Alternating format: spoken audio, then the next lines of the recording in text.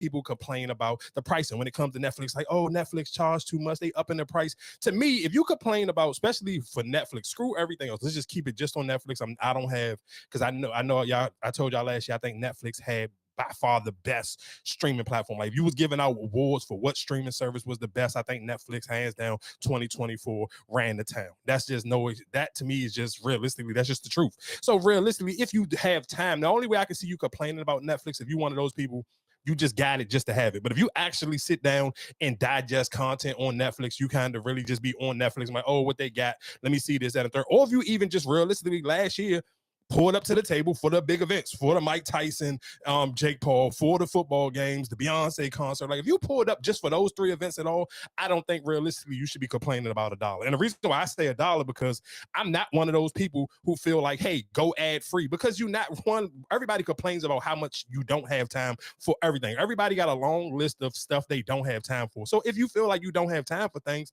then you should get every streaming platform. You should allow the commercials to be there so you can get hip to what's going on. And that's how I got hip to Night Agent. I got hip to Night Agent because I was watching The Equalizer. I kept watching. I was streaming The Equalizer. So they figured, oh, you like The Equalizer? Then, hey, you should get ready for Night Agent. And they kept literally, I'm talking about the whole entire time I'm watching The Equalizer, they kept promoting Night Agent. And I'm like, all right, well, let me see what this is. Because I'm like, obviously, they see and said, if you like The Equalizer, you're going to like Night Agent. So I'm like, cool, let me just give it a chance.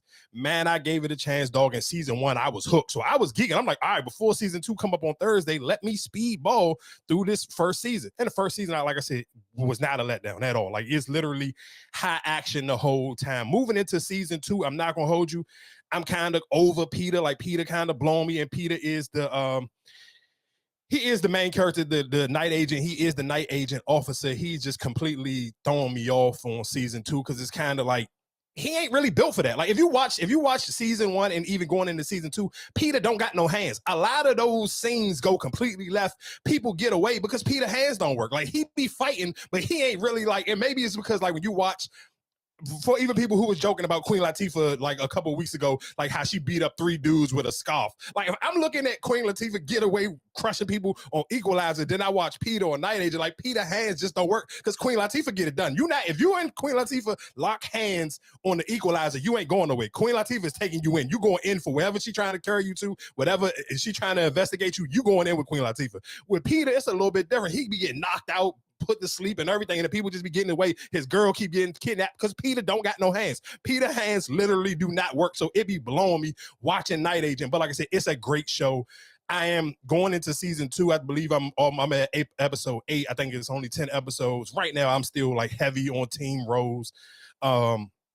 I'm not necessarily, I'm not going to do no spoiler alerts because like I said, it literally just came out Thursday. So I know some people may not had a chance to watch it. My only biggest takeaway that will blow you when you get to around like episode 6, it's a Muslim fat woman on there. She's like one of the main characters this season, bro. Her brother completely just pissed me off the whole entire episode 6. I'm just gonna say it like that. I'm not gonna do no spoiler alerts. Like I said, if you have not tapped in the Night Agent already, do it. Like to me, that's why I can't. Like when I'm seeing people complain about Netflix, I'm like, you just really don't be on Netflix because there's no like I've literally. If it wasn't for sports, like sports keep me to like HBO Max. It's sports. Like that's I end up watching the Penguin because I say, okay, I got HBO Max for the Unravel League. So cool.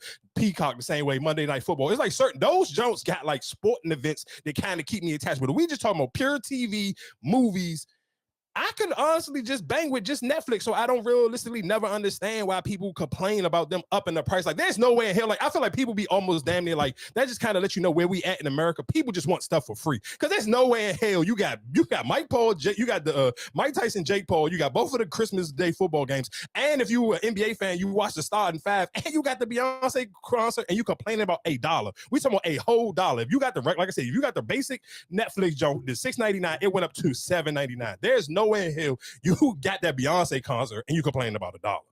Like just that alone, just that Beyonce concert alone, there's no way in hell you could be legit looking me in my eyes and you telling me you complaining about $1. That just to me just don't make no sense. Like you got to stop just being cheap. And I'm one of the cheapest people, period. But I'm not about to sit here and complain about $1. And I'm literally we talking about just on free time, minus sports, no sports attached to it. Netflix has literally got me in a chokehold, and I can't. And I'm mad that I keep getting hip to the show. Like I'll be mad. I'm one of those people.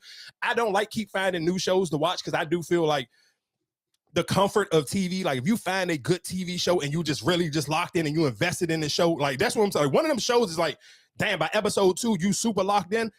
That's how I felt with Night Agent. That's how I felt with The Equalizer. I felt like it's been a couple. This have been the last 2 couple of Jones I've been watching on Netflix. I'm not complaining about a buck, dog. That dollar is not going to bother me. Like like I said, but I understand. I think for most people, if you're complaining about the price on Netflix, realistically, you just ain't locked in on your Netflix account in a minute. Because if you actually take time to lock in on your Netflix account, I'm 100% positive you're not tripping over it going up $1. We talking about a whole dollar. It's so much stuff you can't buy with $1. You can't even go to the Dollar Tree and spend a clean dollar. Like it's $1.25 at the Dollar Tree now. So you can't be complaining about $1. Like, so I said, if you have not already tapped in with Night Agent on Netflix, I promise you, you will not be disappointed. Like I said, season 2 just came out on Thursday. I'm not doing no spoilers. It's just a great show to watch. When you take some time, give yourself some time to actually lock in. And real quick, while we talk about new TV shows, one, I want to apologize